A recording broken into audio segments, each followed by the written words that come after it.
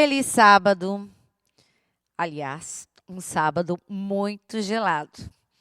Um dia desse eu conversava com o maestro Christian, falando sobre esse novo normal de assistirmos o culto do sábado de manhã na nossa casa, de você permitir que a gente entre aí dentro da sua casa e tome conta do espaço. E ele falava que ele acha assim muito interessante que quando ele pode estar em casa no sábado de manhã para ver o culto sendo transmitido, levantar da cama e enrolado na coberta, assistir o culto do sábado de manhã. Maestro Christian, desculpa, né, ter entregado aqui a sua intimidade, mas eu imagino que hoje muitos dos nossos irmãos estão assistindo o nosso culto, quem sabe em cima do sofá, enroladinhos na coberta, porque realmente é um sábado bem gelado. A gente está muito feliz de podermos estar juntos. A gente está muito feliz de podermos estar conectados com você, porque esse distanciamento já durou tempo demais, não é mesmo? Como a gente queria poder estar na igreja, louvando juntos, adorando juntos. Quem sabe no final do culto, se abraçando, desejando um feliz sábado. Ah, que saudade. Eu imagino que você, como eu, tem muita saudade. E falando em saudade, eu queria mandar um abraço muito grande para todos aqueles que não são membros da Igreja do IACS, mas que têm estado conectados com a gente aqui todos os sábados. Eu queria mandar um abraço para um casal muito especial lá de Rio Grande. São os nossos queridos Paulo e Eloá Abreu. Todos os sábados eles estão conectados aqui com a gente no culto do IACS. Um abraço. E eu deixo um desafio para você agora. Se você não é membro da Igreja do IACS e está assistindo o nosso culto, vai lá na nossa rede social, lá no YouTube, lá no Facebook, coloca seu nome, diga de onde você está nos assistindo. A gente quer te dar um oi, te dar um bom dia e te dizer, seja muito bem-vindo. Mas o nosso assunto hoje é um pouco sério, um pouco pesado. É um assunto que nós temos que conversar sobre ele.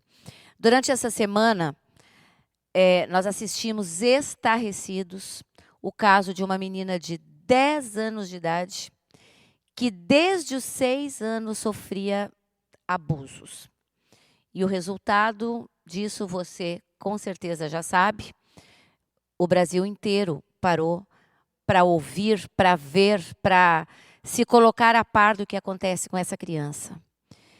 E hoje nós vamos falar sobre isso, violência, abuso, principalmente violência contra as mulheres. Mulheres, adolescentes, eu queria ler uma coisa aqui para vocês. Só é amor quando há liberdade, respeito, companheirismo, igualdade, parceria, e eu poderia falar ainda muitas e muitas e muitas outras qualidades do verdadeiro amor. Mas o verdadeiro amor jamais é violento, jamais é abusivo, jamais é desrespeitoso. Nunca se esqueça disso. E se você passa por qualquer situação parecida com alguma dessas coisas, você precisa quebrar o silêncio, você precisa falar. E olha, eu vou dizer uma coisa para você.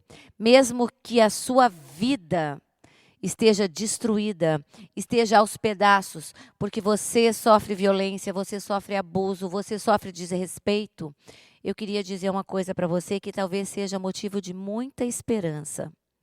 O abraço de Deus é o único que pode juntar todos os nossos pedaços. Olha, o abraço de Deus pode reconstruir você. E quase sempre, essa é a parte que eu acho a mais interessante, quase sempre Deus se utiliza dos braços de outra pessoa para nos abraçar. Que você hoje, que de repente tem uma história de abuso, de violência, de falta de respeito, para contar, que você se sinta abraçado por nós que estamos aqui do outro lado. Nós queremos quebrar o silêncio. Nós queremos que você viva uma vida plena.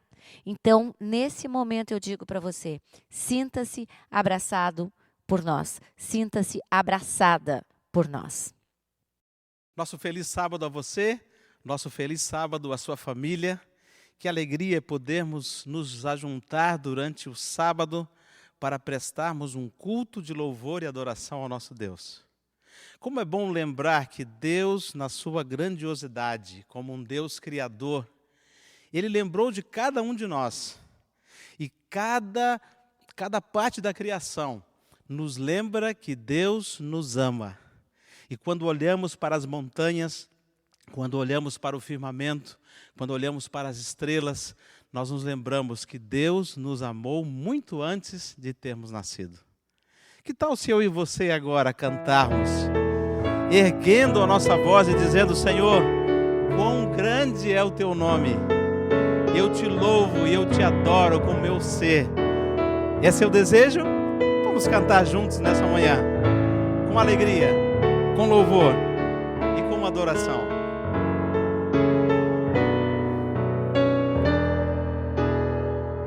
Juntos? Senhor meu Deus, quando eu maravilhado fico a pensar nas obras de tuas mãos, estrelas mil a cintilar no espaço de teu poder em manifestação. Cante com alegria. Então minha alma canta a ti, Senhor, quão grande és tu, quão grande és tu. Com mais alegria. Então minha alma canta a ti, Senhor, quão grande és tu, quão grande és tu. Se ao caminhar por campos e florestas escuto as aves belas a cantar, se estendo o olhar do alto da montanha e a fonte além, eu ouço a murmurar com alegria. Então minha alma canta a ti, Senhor, quão grande és tu, quão grande és tu. Então minha alma canta a ti, Senhor, quão grande és tu, quão grande és tu. Se penso então que sem poupar teu filho o enviaste para morrer por mim, levando a cruz e os meus pecados todos, para eu viver eternamente assim, com alegria. Então minha alma canta a ti, Senhor, quão grande és tu, quão grande és tu. Então minha alma canta a ti, Senhor, quão grande és tu, quão grande és tu. E ao vir Jesus em resplendor e glória para levar-me ao lar dos filhos seus, prostrar-me-ei em gratidão infinda e exclamarei, quão grande és tu, meu Deus. Cante forte. Então minha alma canta a ti, Senhor, quão grande és tu, quão grande és tu. Então minha alma canta a ti, Senhor, quão grande és tu, quão grande és tu.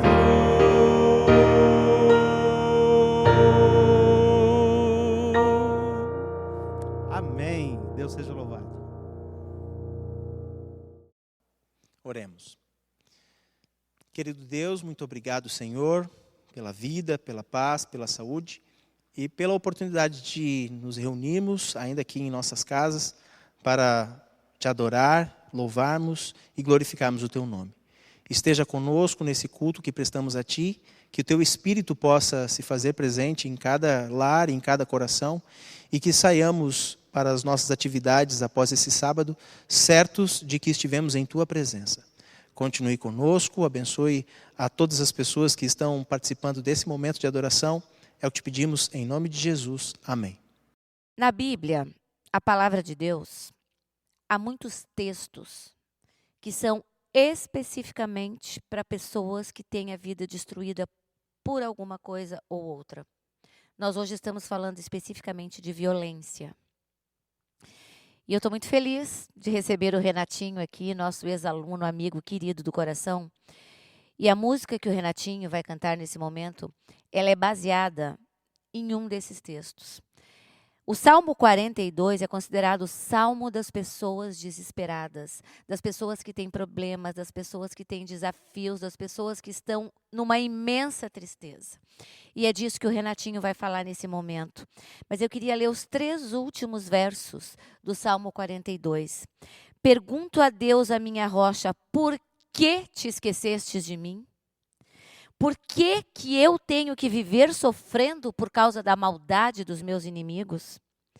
Até meus ossos doem quando os meus inimigos me ofendem, perguntando todos os dias: onde está o seu Deus? Por que estou tão triste? Por que estou tão aflito? Eu porei a minha esperança em Deus e ainda o louvarei.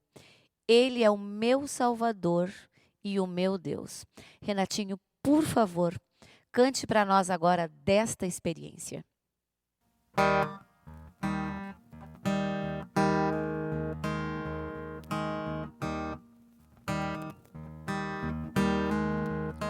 Há um bom lugar, é onde encontro a paz que vem de Ti.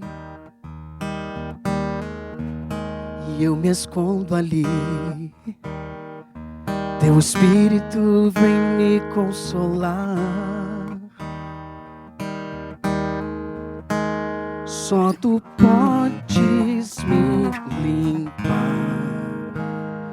todo o vazio do coração, me faz chorar. Como a corça anseia por água, então minha alma quer a Cristo. Estou sedento e Tu és água viva, então minha alma quer a Cristo. Só quero a Ti, só quero a Ti. Só quero a Ti, só quero a Ti. Sou estranho aqui, sozinho, pois eu sei não é meu lar. É um deserto aqui. Reaviva em mim o amor, Tua palavra. Vem encher o meu viver com Tua luz em mim permanecer. Amém. Vou ver como a corça anseia por água, então minha alma quer a Cristo. Estou sedento e Tu és água viva, então minha alma quer a Cristo. Só quero a Ti, só quero a Ti. Só quero a Ti, só quero a Ti. Satisfaça o coração só teu amor traz paz. Reina em mim com teu amor, me inunda, ó Senhor.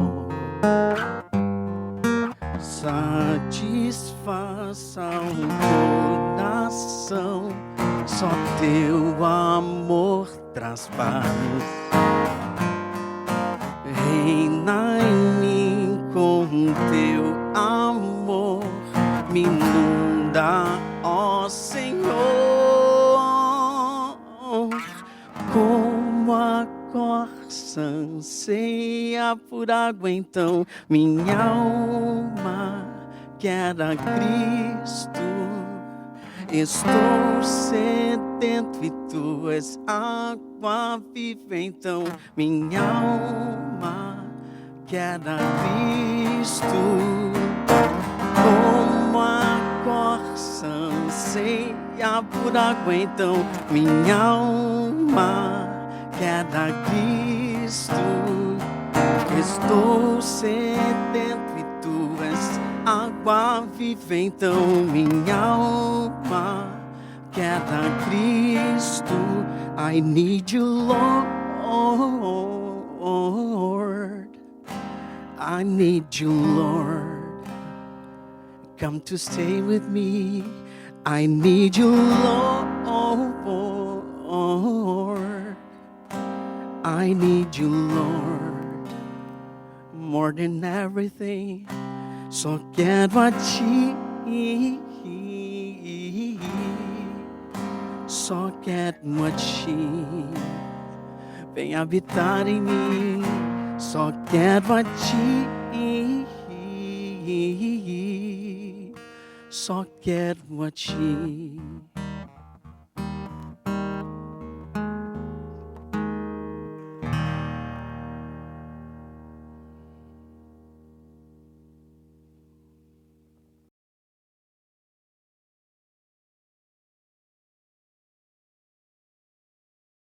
Chegamos ao momento mais especial da programação desta manhã, o estudo e a recapitulação da lição desta semana. E que lição maravilhosa nós tivemos, não é mesmo? Mas o mais importante não é apenas nós estudarmos, o mais importante é nós praticarmos aquilo que nós estamos estudando durante essa semana. E para junto recapitularmos essa lição, nós temos uma convidada muito especial, a doutora Andresa Multz, doutora em educação, uma mulher exemplar, maravilhosa e esposa do nosso pastor. É um privilégio, Andresa, ter você aqui conosco. Obrigada. Fiquei envergonhada agora. Seja muito bem-vinda. Obrigada. Antes de nós começarmos a recapitular a lição, eu gostaria de dar um oi para o Caetano. Oi, Caetano. Muito bem, fico muito feliz em saber que você está acompanhando a lição dos adultos junto conosco. Que você possa aproveitar e aprender também a ser como foi Jesus, um homem maravilhoso. Estude a lição conosco, convide seus amigos. E vamos, então, recapitular essa lição, Andresa? Vamos lá. Ministrando como Jesus. O verso áureo da nossa lição diz assim: vendo ele as multidões, compadeceu-se delas, porque estavam aflitas e exaustas como ovelhas que não têm pastor. Este versículo está em Mateus 9, versículo 36. Esse versículo me chama a atenção por de duas maneiras, Andresa. Primeiro, porque Jesus estava em meio a uma multidão, certo? Depois, no meio de uma multidão, Jesus percebeu que as pessoas estavam aflitas e exaustas. Ele não disse os homens estavam aflitos e exaustos, ou as mulheres estavam aflitas e exaustas, mas as pessoas, sem distinção alguma, as pessoas estavam aflitas. O que isso mostra de Jesus para nós? A atitude de Jesus em relação às pessoas, o modo como ele ministrava, como ele trabalhava, era uma atitude de sensibilidade, como a gente tinha conversado, não é? Um jeito de olhar, de perceber as aflições, as angústias de todas as pessoas, dos homens, das mulheres, das crianças, e ministrar, trabalhar para essas pessoas de modo a extrair delas aquilo que elas precisavam para lhes fazer sentir bem. Acho que é isso que a lição abordou em primeiro lugar, não é? Que ele Exatamente. olhava para as pessoas com sensibilidade, de modo que ele pudesse descobrir qual era a necessidade que elas tinham e se aproximar delas para, em primeiro lugar, fazer elas se sentirem bem.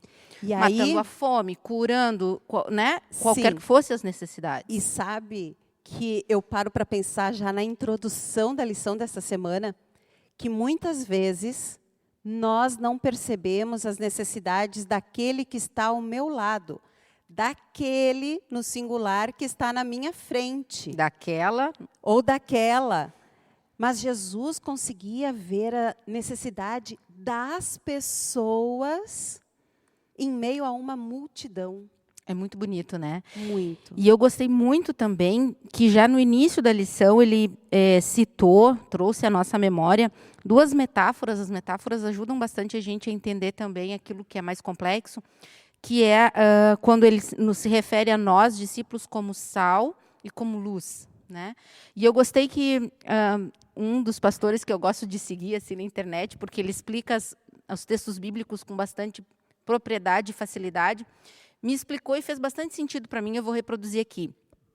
Ele destacou o texto bíblico como ele é, né? Vocês são luz.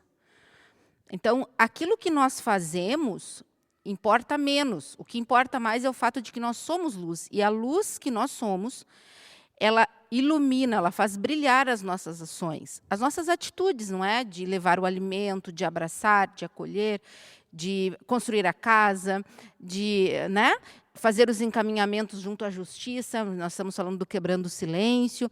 Isso tudo vai ser iluminado pela luz, né, de Deus em nós, e vai fazer com que, então, as pessoas enxerguem indícios do reino. E é esse o objetivo de Jesus, que, ao final, a cura espiritual chegue. Mas é porque nós somos luz que as nossas ações são iluminadas. Então, nós não temos ações para ganhar as pessoas. As nossas ações iluminam o caminho delas em direção ao reino. E aí entra algo que é muito importante. Se somos luz, nós iluminamos não apenas o nosso redor, o nosso caminho, mas também o caminho de alguém. E aí entra a questão ainda do testemunho, porque esse trimestre estamos falando do testemunho. Testemunho não é falar uma coisa e fazer outra, né? Exatamente. Nós não podemos ir contra o comportamento. Fala muitas vezes mais alto do que as palavras, né? E Jesus nos mostra isso. Exatamente. É interessante também, então, Thelma, que além de olhar para as pessoas, verificar a necessidade, sentir na necessidade e querer fazer o bem, querer fazer com que ela se sinta bem, para então se aproximar e testemunhar, os discípulos, o próprio Cristo e nós deveríamos também nos preocupar em extrair o melhor das pessoas. Fazê-la sentir bem e fazê-la perceber as suas qualidades. E é a lição de quarta-feira, se eu não me engano, que vem falando do centurião e do... não, de segunda-feira. O escriba e o oficial. Do escriba e do centurião. Interessante essa lição aqui, porque Jesus não conhecia intimamente esses dois homens, né? Mas ele elogia. Procura uma qualidade e elogia, não é? E nós, às vezes, fazemos o contrário, né? Total. Nós olhamos para uma pessoa que tem boas qualidades, inclusive a gente olha, em geral, né, pelo Facebook, pelo Instagram, e a gente fica procurando defeitos, né, na pessoa. E Jesus fazia justamente o contrário. Ele olhava para aquelas pessoas que estavam à volta, cheias de defeito, e procurava alguma qualidade, para, por meio dessa qualidade, buscar uma aproximação e iniciar um contato, então. E eis aí uma lição que a gente não pode deixar de aprender, que é como acessar as pessoas. Quando a gente chega e elogia, a gente abre o coração da pessoa.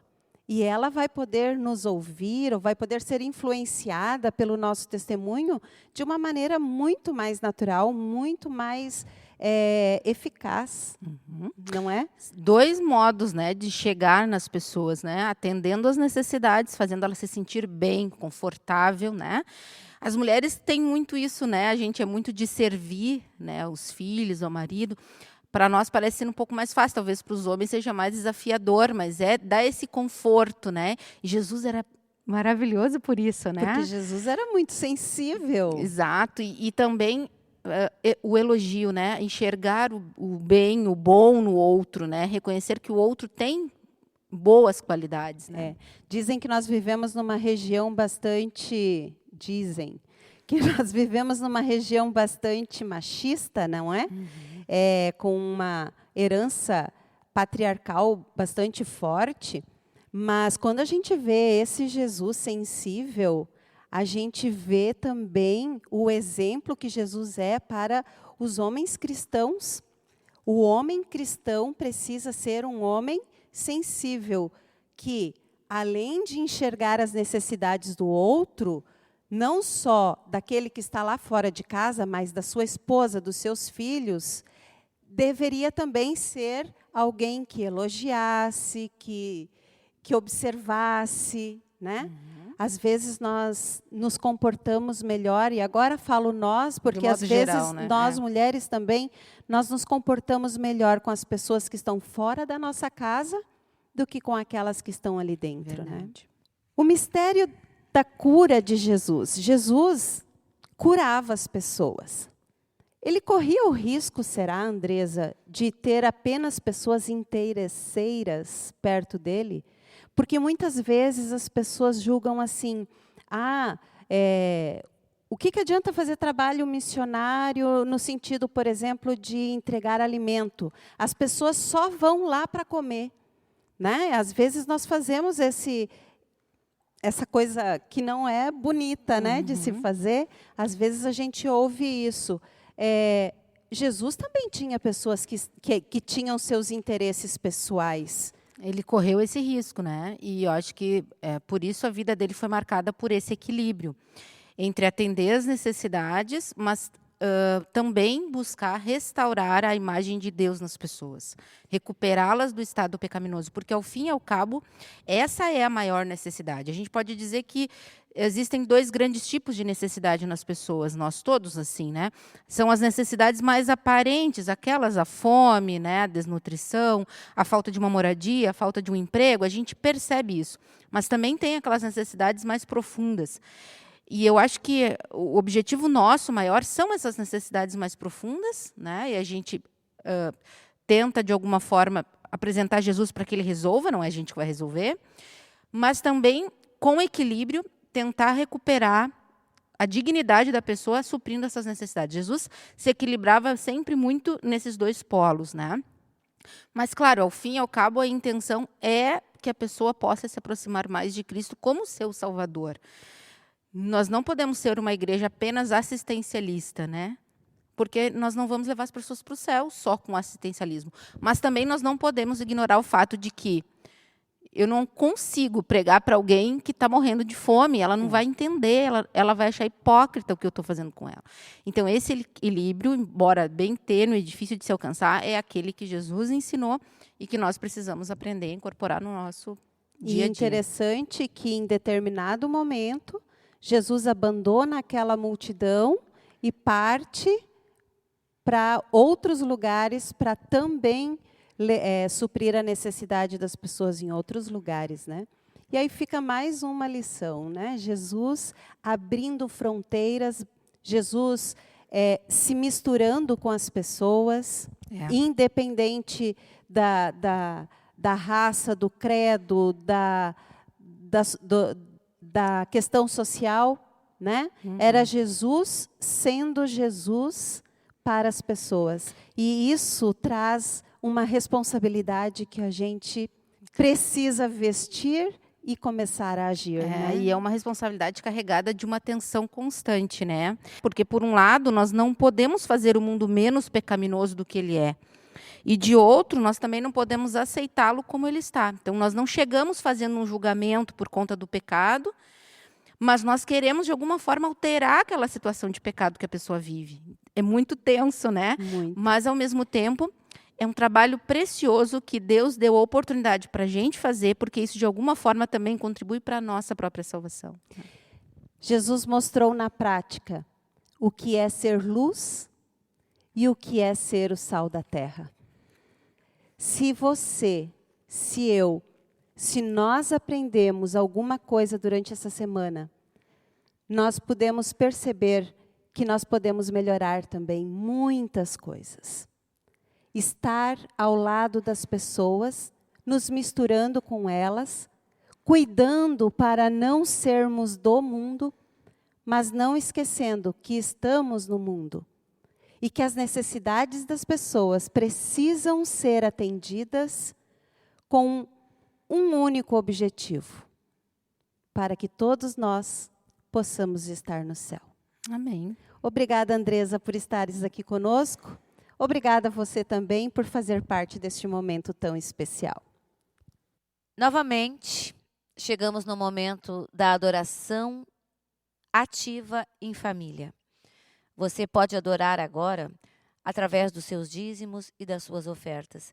Que você, como família, seus filhos, seu esposo, sua esposa, possam nesse momento lembrar que tudo que nós temos vem das mãos do Senhor e que você possa devolver. E agora, enquanto você se planeja e adora desta forma, você vê mais uma história de cuidado de Deus pelo seu povo.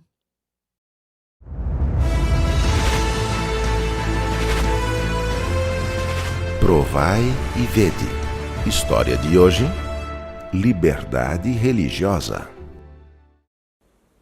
Sabe que, quando você me disse que estava fazendo uma pesquisa, a primeira coisa que eu pensei é que era sobre política. Porque nesses dias, perto das eleições, o país está todo alvoroçado com esse assunto. Mas já vi que não é, ainda bem.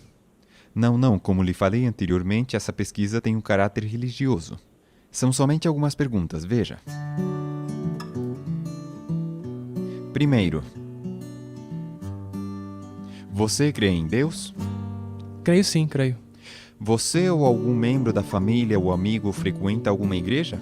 Eu atualmente não, mas tenho familiares que assistem seguidamente à igreja. Ok. E por último, você tem interesse em estudar a Bíblia? Sim, eu gostaria. Inclusive, há pouco tempo, me deram uma Bíblia de presente de aniversário. Mas como eu não tenho muita ideia de como se estuda, eu não sei muito disso, eu até estava buscando alguém que me ensinasse e agora vejo que tem uma oportunidade. Meu primeiro contato com a Igreja Adventista do Sétimo Dia foi assim. O desejo de aprender mais sobre a Bíblia e entender melhor a situação do nosso país e do mundo foi o que motivou a mim e a minha esposa, com 7 meses de gravidez, a aceitar os estudos bíblicos oferecidos por aquele jovem. Ao investigar os textos que eram mencionados nos estudos bíblicos, eu me interessava cada vez mais por temas como o sábado, o estado dos mortos, a segunda vinda de Cristo e o espírito de profecia. Não demorou muito para que eu tivesse o privilégio de ser a primeira pessoa a ser batizada na nova igreja de Rocha. O batismo da minha esposa aconteceria alguns anos mais tarde. Eu trabalhava num banco privado do Uruguai e minha rotina de trabalho terminava obrigatoriamente todos os dias à noite, depois de fechar a contabilidade do banco. Principalmente às sextas-feiras, último dia de trabalho da semana. Com licença? Pode entrar. Então, fui falar com o gerente da agência para pedir autorização especial para sair na hora do pôr do sol de sexta. É que, recentemente, eu me batizei na Igreja Adventista do Sétimo Dia e... Infelizmente, você vai ter que tomar uma decisão entre o seu trabalho e a igreja. Saí daquele lugar com muita tristeza e preocupação, porque o meu filho estava para nascer. E se eu fosse despedido por justa causa, por não comparecer ao trabalho, como eu poderia manter a minha família? Temos que ser testemunhas aos nossos vizinhos na nossa casa, na escola e no trabalho. No sábado, enquanto estava na igreja, notei que o tema do sermão daquela manhã era exatamente sobre a guarda do dia santo. Parecia que Deus estava impressionando mais uma vez o meu coração para que se mantivesse firme nos princípios bíblicos. Como disse Deus lá no Éden. Talvez a igreja pudesse escrever uma carta e o pastor pudesse ir comigo ao banco. E assim foi. Se o senhor está vindo por um aumento de salário, vou avisando que eu já rejeitei 2 petições hoje. Não é por isso que eu vim. Eu vim por outro motivo. Eu trouxe uma carta assinada pelas autoridades da minha igreja que explica que eu tenho liberdade religiosa, que na verdade todos têm. E, no meu caso, estou solicitando que vocês me liberem no sábado, ou seja, que respeitem o meu dia de repouso do pôr do sol da sexta ao pôr do sol de sábado. É essa a carta? Deixa eu ver. A carta solicitava o reconhecimento da liberdade religiosa. Eu não vejo impedimento para que você seja liberado, então vou assinar a carta. Hoje, depois de muitos anos, continuo desfrutando da minha liberdade religiosa. Amo a minha igreja e dou a minha vida por ela. Sempre colaboro com os departamentos e atualmente sou professor de escola sabatina e tesoureiro.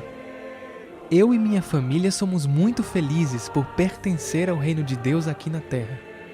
Apesar de surgir situações complicadas na nossa vida, ser fiel à palavra de Deus é sempre o melhor caminho. Provai e vede. E agora eu os convido para esse momento especial de adoração, através dos dízimos e das ofertas. Que Deus os abençoe.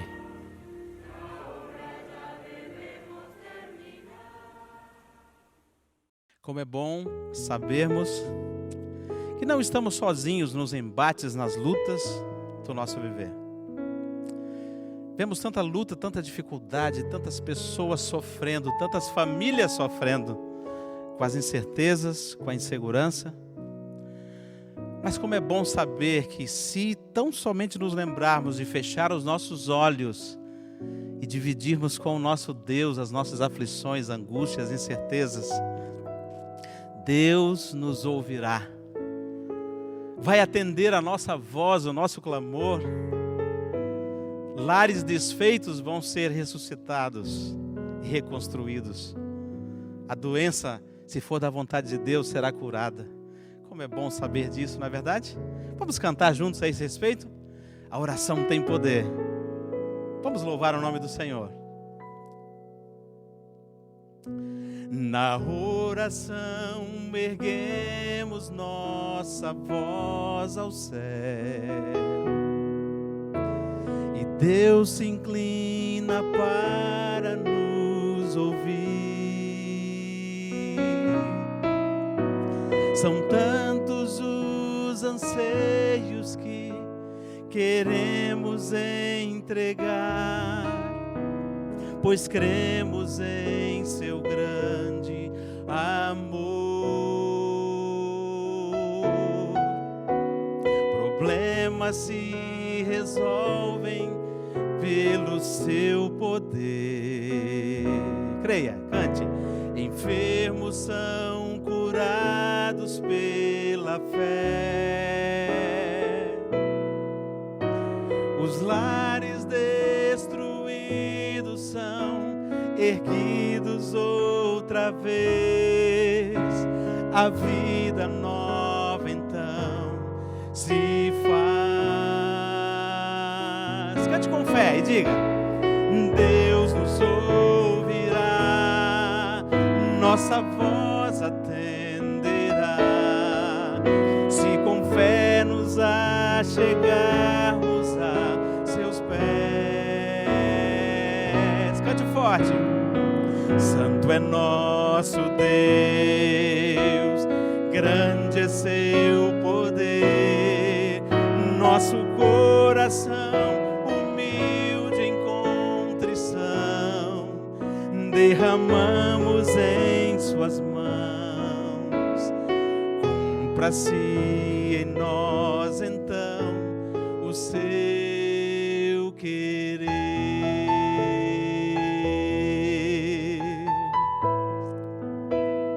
Que maravilha saber disso. Aquilo que pedimos em favor de alguém. Deus sabe sempre como atender.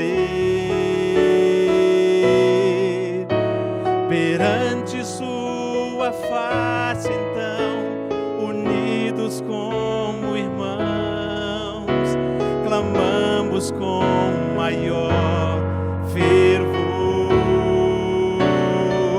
Cante com fé e diga: Deus nos ouvirá, nossa voz atenderá, se com fé nos achegarmos aos seus pés.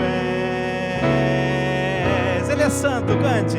Santo é nosso Deus, grande é seu poder, nosso coração humilde em contrição derramamos em suas mãos. Cumpra-se em nós então o seu querer.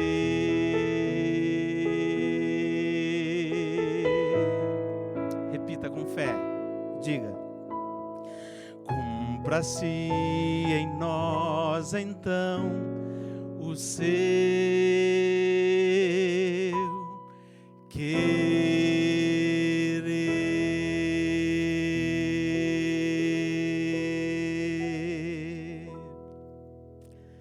Que maravilha, não é verdade? Que maravilha podermos crer nesse Deus maravilhoso. Que maravilha podermos nos colocar na sua presença com humildade de coração, sentindo que nada somos, mas somos fortes quando nos colocamos ao lado desse Deus maravilhoso. Eu quero convidá-lo agora, quem sabe você esteja no aconchego do seu lar, mais descontraído, sentado no seu sofá. Mas eu quero convidá-lo nesse momento para que você dobre os seus joelhos. Pode parecer que não faz muita diferença aí na sua casa onde você está. Mas eu quero convidá-lo agora a você dobrar os seus joelhos, sim. E a você reconhecer que Deus é quem faz, quem age por você. Deus é quem dá a vitória, Deus é quem dá o poder. Vamos fazer esse exercício juntos? Nós queremos cantar agora e nos preparar para esse momento especial quando vamos nos ajoelhar. E vamos nos entregar em pensamento e louvor ao nosso Deus. Vamos cantar?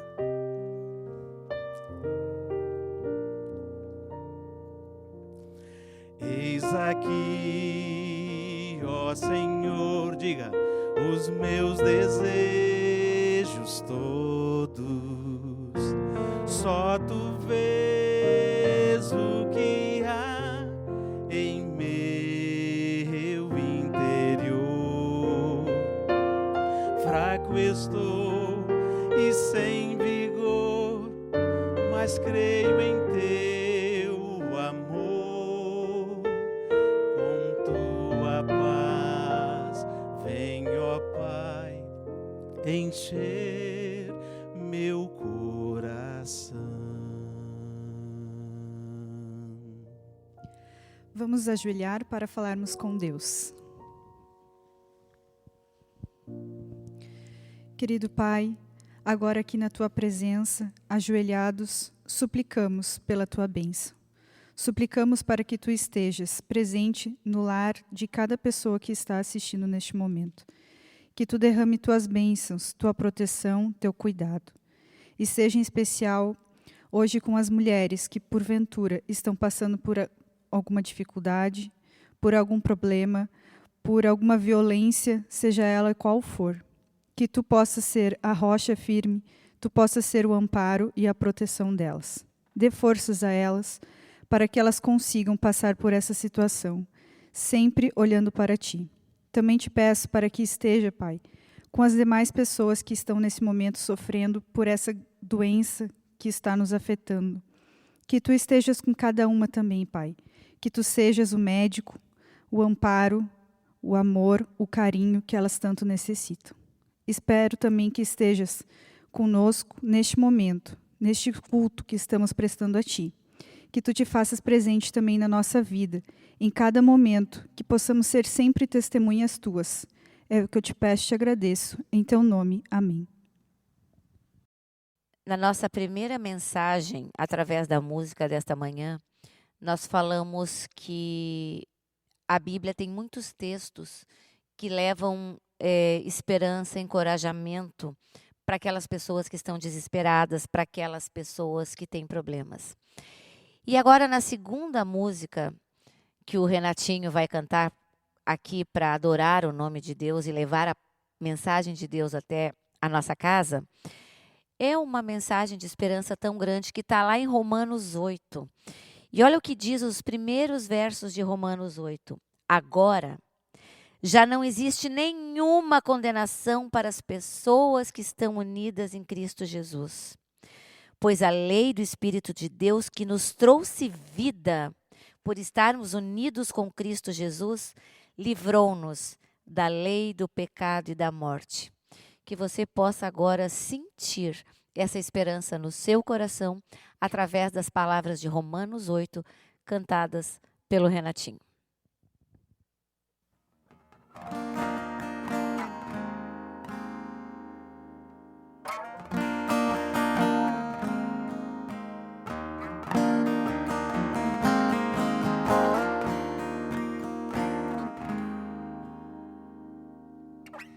Me sinto livre, não há condenação. O Espírito encheu-me de Cristo Jesus.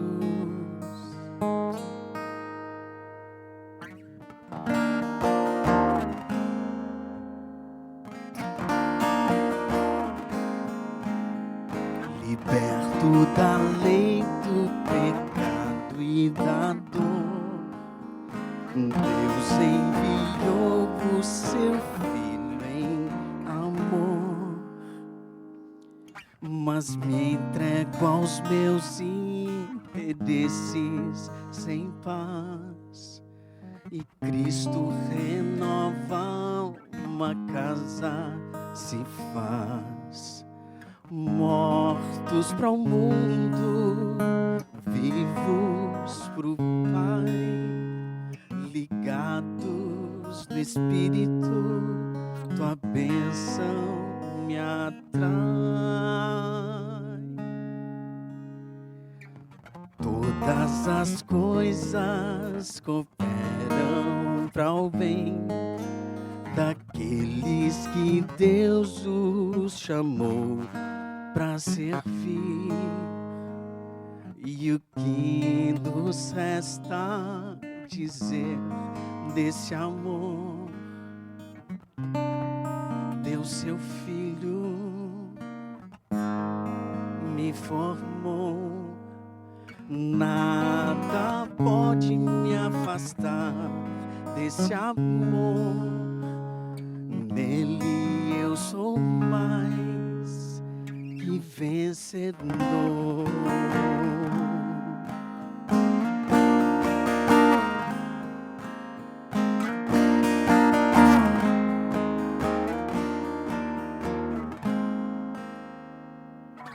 Todas as coisas cooperam para o bem daqueles que Deus os chamou para servir. E o que nos resta dizer desse amor? Deu seu Filho, me formou. Nada pode me afastar desse amor. Em Cristo eu sou mais que vencedor.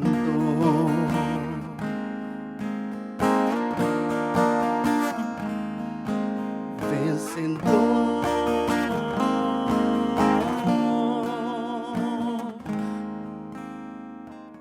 Nele eu sou mais que vencedor.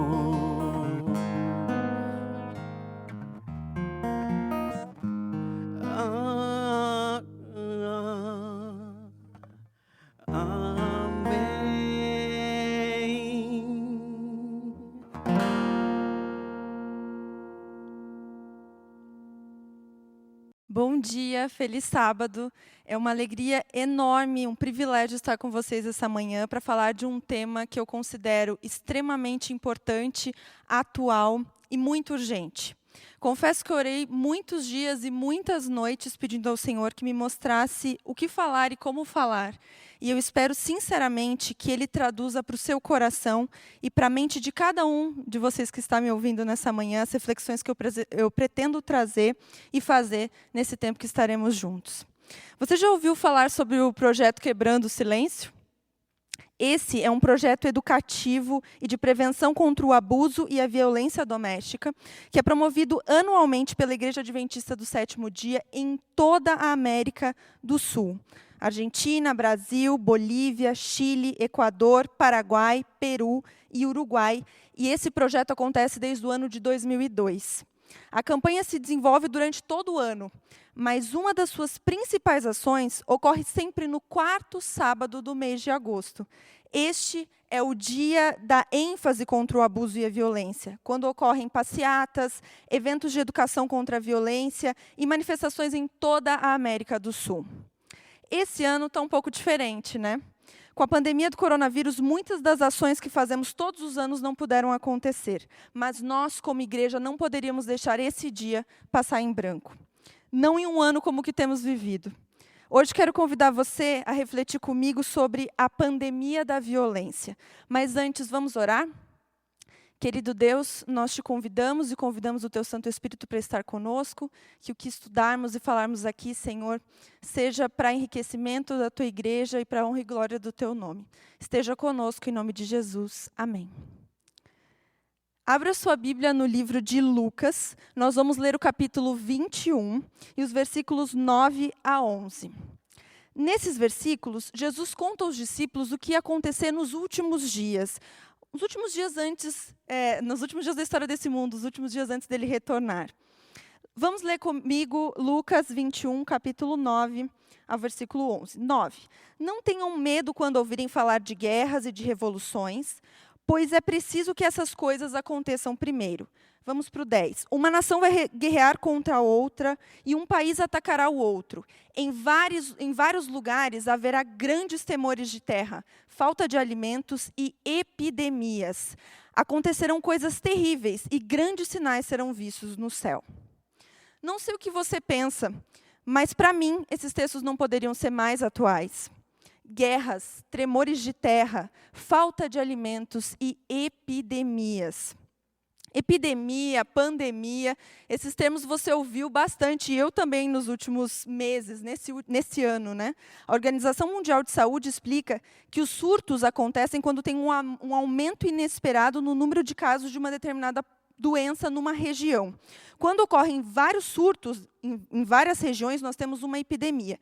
E quando esses surtos ocorrem ao longo do planeta todo, ou seja, essa epidemia se estende a níveis mundiais, ela se espalha em várias regiões do planeta, nós temos uma pandemia. Não preciso dizer as consequências de uma pandemia, né? Porque eu e você estamos aprendendo a duras provas o que é uma pandemia. Mas nessa manhã eu não quero falar para você sobre a pandemia do coronavírus. Essa pandemia, você e eu já conhecemos bem. Hoje eu quero falar para você sobre a pandemia da violência. Talvez apenas esse ano você ouviu falar sobre essa palavra pandemia, ou passou a entender um pouco mais o que ela significa dentro do contexto do coronavírus. Mas quero dizer para você que a ONU, a Organização das Nações Unidas, desde o ano de 2018, alerta para a existência de uma pandemia tão grave quanto a do coronavírus, mas muito mais silenciosa. Você sabe qual é essa pandemia? É a pandemia da violência doméstica. Uma pesquisa a nível mundial sobre drogas e crime, feita no ano de 2018 pelo Escritório das Nações Unidas, informou que 20% do total de homicídios que ocorrem no planeta inteiro são cometidos por parceiros ou membros da família da vítima. Desse total, dessas vítimas, desses 20%, 64% são mulheres. E sabe o que é mais chocante? Dessas mulheres, 84%, essas mulheres morreram ou o crime foi cometido por parceiros íntimos, o esposo, o companheiro, o namorado. Esses crimes são brutais porque eles ocorrem no seio das relações familiares, um lugar onde a gente espera ter segurança, amor, respeito. O assassinato de uma mulher, pela condição de ser mulher, no Brasil, é denominado crime de feminicídio. E este crime é motivado geralmente por ódio, desprezo ou sentimento de perda do controle de propriedade de um homem para com uma mulher. É importante salientar que, normalmente, a violência doméstica, na maioria das famílias, não começa com uma tentativa direta contra a vida da mulher.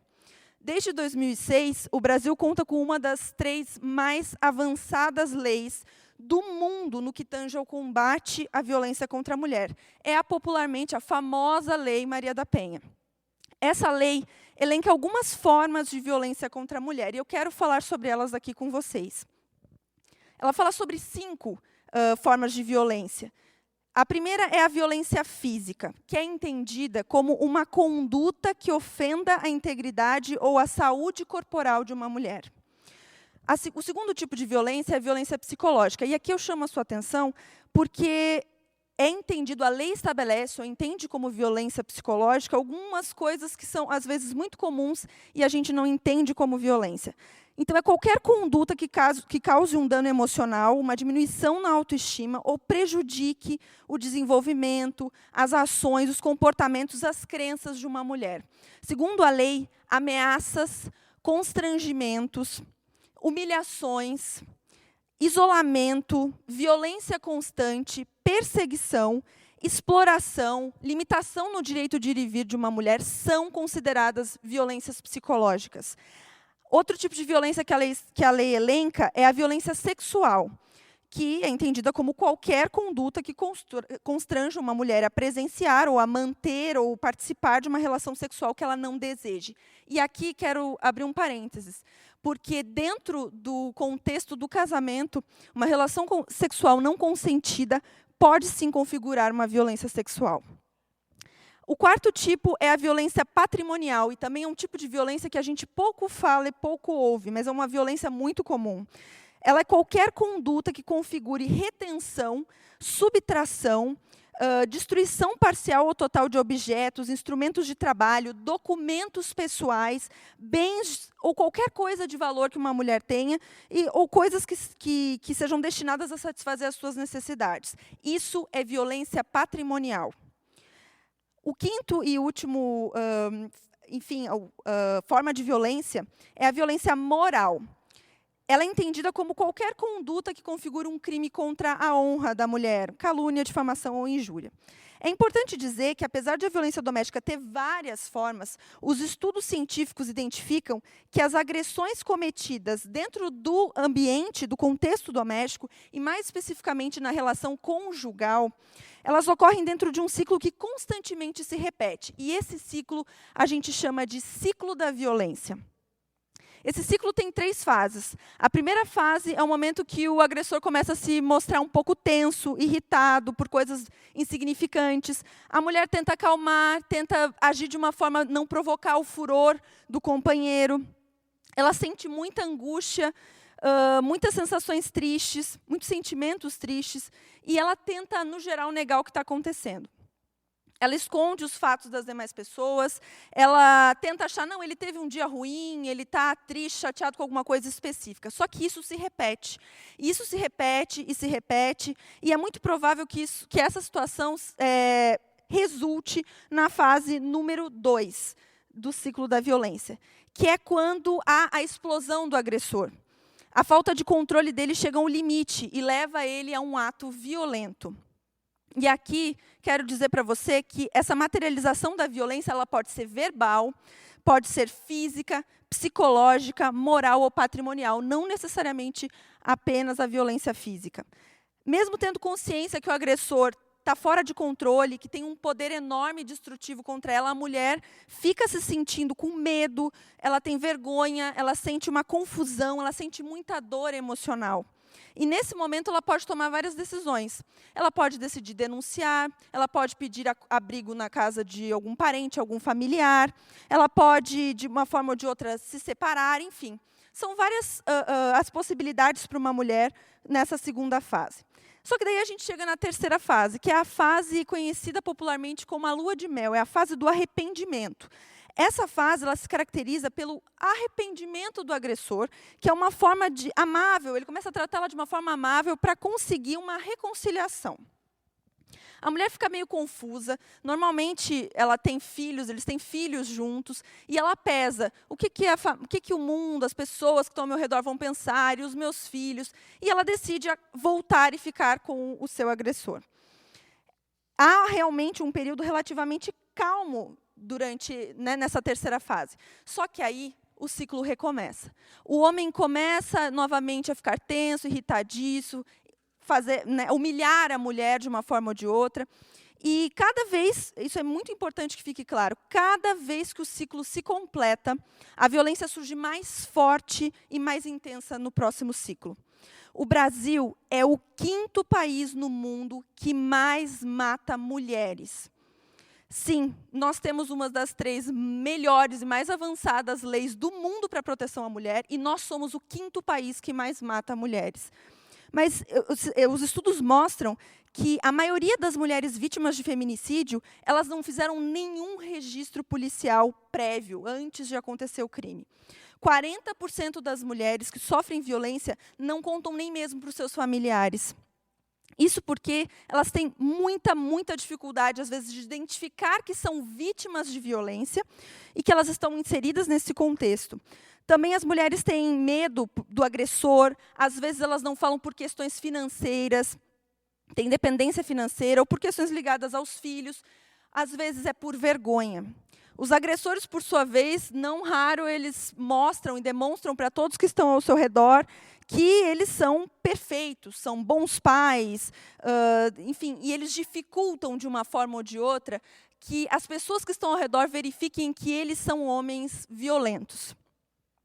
Quero dizer para você, e ser muito sincera, dizendo que é muito importante ressaltar que a violência acontece em todas as classes sociais, inclusive dentro do ambiente religioso, no nosso contexto religioso. As pesquisas apontam que os principais fatores para a ocorrência desse tipo de violência, violência doméstica, percebam, são fatores e não motivos, porque não existem motivos que justifiquem a violência doméstica. Os fatores que potencializam a ocorrência da violência doméstica são 3, segundo as pesquisas. O primeiro é que os crimes são praticados dentro de casa. Isso dificulta muito a identificação do crime, isso dificulta o auxílio, o socorro para as vítimas. A segunda coisa é a utilização, o segundo fator é a utilização de bebidas alcoólicas e drogas. As drogas, as bebidas, elas potencializam a violência. O terceiro são as crises financeiras. E aí eu quero chamar a atenção de você. Perceba que, em 2018, a ONU diz que nós já vivíamos uma pandemia de violência doméstica. Agora, você imagina o que está acontecendo em 2020. O ano em que um intruso invisível, o coronavírus, mudou a nossa rotina e mudou a rotina da população no mundo inteiro. A nossa vida, a sua vida, a minha vida, virou de cabeça para baixo. Nós tivemos a imposição de um isolamento social que gerou mudanças abruptas, que modificaram as nossas formas de trabalho, o nosso estudo, a nossa vida social e a nossa vida financeira. Um ano que o nosso cotidiano foi completamente transformado, né? A gente ficou muito mais tempo em casa, muitas pessoas perderam seus empregos e quem não perdeu, às vezes, está vivendo uma crise financeira enorme, importante. E aí eu pergunto para você, lembram dos fatores que corroboram para a ocorrência da violência? Então, estão lembrados as questões, os crimes praticados dentro de casa, a utilização das bebidas alcoólicas e drogas e as crises financeiras? Então, eles foram potencializados na pandemia do coronavírus. Diferentes países no mundo verificaram um crescimento nos números de violência contra meninas e mulheres, em especial a violência doméstica. Só que é muito difícil a gente mensurar essa violência, porque, na verdade, muitas mulheres estão confinadas com o seu agressor e têm uma enorme dificuldade de fazer denúncia junto aos órgãos públicos. No Brasil, os registros de diferentes tipos de violência realizados nas delegacias de polícia diminuíram. Os números de medidas protetivas também deferidas diminuíram. Houve uma redução nos registros de lesão corporal dolosa e de violência doméstica em 2020 também. Só que a redução desses registros, na verdade, não parece apontar para a redução da ocorrência de violência doméstica no Brasil. Isso porque os registros de feminicídio aumentaram em 22,2% apenas entre março e abril de 2020. O Ligue 180, que é uma Central Nacional de Atendimento à Mulher em Situação de Violência, viu crescer em 34% o número de chamadas pedindo auxílio, socorro. As ligações para o 190 para a polícia também aumentaram muito. É evidente que muitos casos não estão sendo registrados. As violências continuam acontecendo, mas as mulheres não estão denunciando, não estão falando o que está acontecendo. Mas o que a gente pode fazer? O que eu e você podemos fazer? Quais as ferramentas a gente tem para o combate dessa pandemia de violência? Em primeiro lugar, mulheres, nós precisamos denunciar. Chega de silêncio, chega de humilhações, violências físicas, psicológicas, chega. Quebre o silêncio. Talvez você não consiga fazer isso sozinha, mas é por isso que existem ferramentas, órgãos públicos, profissionais capacitados, e é para isso também que existe a igreja. Você não está sozinha. Avise os seus familiares, avise os seus vizinhos, avise o seu chefe, avise os seus amigos. Fale o que está acontecendo com você. Você pode ligar, e aqui quero deixar uma dica, alguns números. Você pode ligar para o número 180. Essa é a Central de Atendimento à Mulher em Situação de Violência. É um canal de denúncia nacional. E, através dele, você pode ter informações. Você pode denunciar e também pode ter informações. É um canal extremamente esclarecedor. Você também, se o caso for de urgência, você deve ligar para o número 190. É o número da Polícia Militar. Eles vão socorrer você, caso seja necessário, e vão tomar as providências cabíveis para cuidar de você. As delegacias de polícia também estão fazendo as ocorrências em casos de violência doméstica. Então, você pode ir até uma delegacia de polícia. Se você preferir fazer o boletim de ocorrência da sua casa, eu quero dizer para você que você deve entrar no site delegaciaonline.rs.gov.br e fazer o seu boletim de ocorrência online. A OAB de Taquara, através da Comissão da Mulher Advogada, também disponibiliza advogadas que podem ajudar você, te orientar e te acolher de uma forma importante. Nós vamos disponibilizar também, eu disponibilizo aqui a página do Facebook, a Comissão da Mulher Advogada, da OAB Subseção Taquara, e no Instagram é CMA Taquara RS. Você pode entrar em contato com as advogadas por esses canais. Se eu estou falando para alguém que está testemunhando violências domésticas com seus vizinhos, amigos, parentes, você também deve quebrar o silêncio. A lei garante a você o sigilo da sua denúncia, e você pode e deve quebrar o silêncio.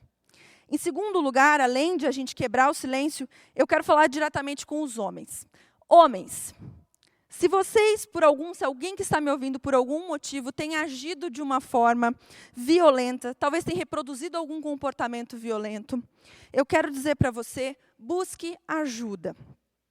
Hoje existem muitos projetos de restauração de homens, que a gente chama de grupos reflexivos, são junto à justiça, você pode participar, tem acompanhamento de psicólogos, e é uma forma incrível de refazer, de se reinventar.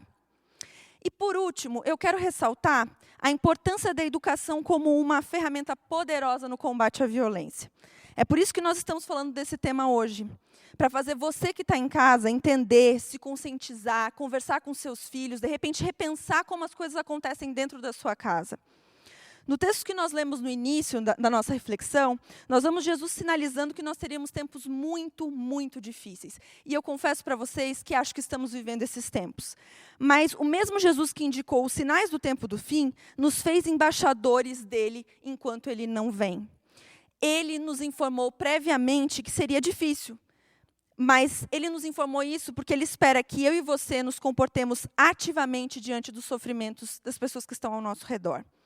Já passou o tempo da gente ignorar o sofrimento de tantas mulheres que estão mais perto do que a gente imagina. Jesus tratava as mulheres com amor, com respeito, e ele acolhia e tratava a todos com igualdade. sendo seus embaixadores, como você acha que eu e você devemos tratar as mulheres? É urgente, precisamos quebrar o silêncio. É urgente, precisamos capacitar a igreja, nós, para identificar a ocorrência de violências e para que a gente possa fazer o acolhimento a essas vítimas, que elas cheguem até nós e se sintam acolhidas. Nós precisamos ser instrumentos de Deus para curar e acolher todas as mulheres. E você, mulher que está sofrendo, você que está calada, que está vivendo violência dentro da sua casa, você não está sozinha. Aqui na Igreja do IACS, nós estamos preparando um exército. Hoje é um motivo disso também. Nós estamos preparando um exército pronto para lutar por você. Você não está sozinha, nós estamos aqui. Que em meio ao caos, nós sejamos luz, bênção, proteção, socorro para as mulheres que estão ao nosso redor. Quero dizer uma coisa para você. O silêncio mata. Quebre o silêncio. Nós temos ouvido esta mensagem forte de um culto que falou ao nosso coração. Temos sim a responsabilidade de fazermos o que está ao nosso alcance, no meio onde nós vivemos, com as pessoas com quem temos contato. Mas quando parece que tudo é pesado demais e não poderemos aguentar, que possamos nos lembrar que a nossa frágil mão, tocada na mão poderosa de Deus, poderá mover montanhas. Vamos cantar juntos a respeito disso? 375 do nosso hinário.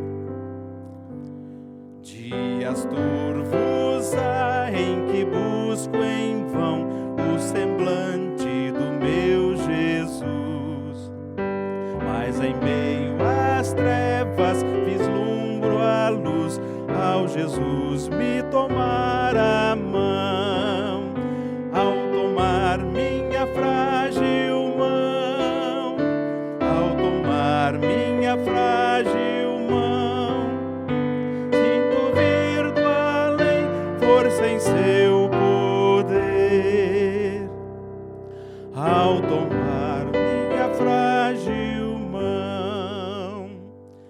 Quando as forças faltam no jornadear e me vem tentação vulgar, sinto a fé voltar e me animo então ao Jesus me tomar a mão, ao tomar minha frágil mão, ao tomar minha frágil mão, sinto vir do além força em seu poder,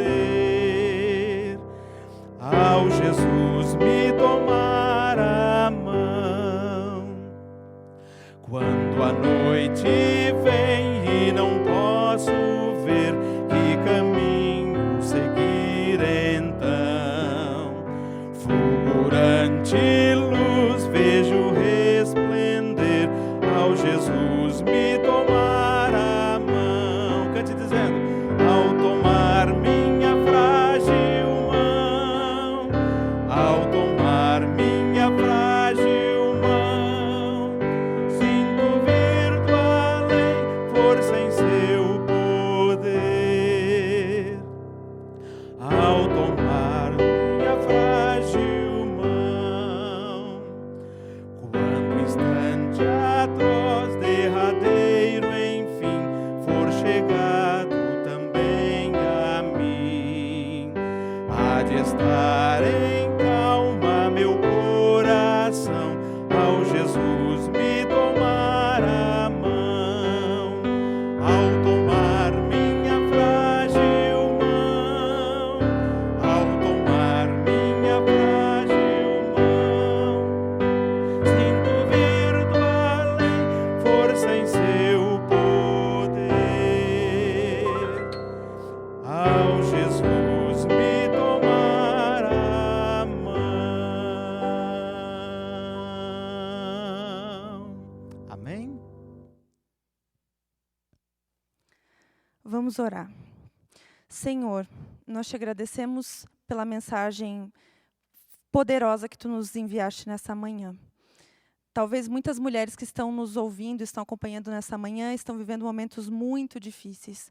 Nós imploramos, Senhor, que Tu pegues a sua mão e as carregue no colo se for necessário. Dê forças, dê sabedoria, dê a certeza de que Tu és o Deus dos recomeços. Nós entregamos elas nas Tuas mãos, entregamos também cada irmão que está nos ouvindo. Que nós, Igreja do IAC, sejamos bênção, sejamos, acima de tudo, socorro e proteção para as mulheres que estão ao nosso redor.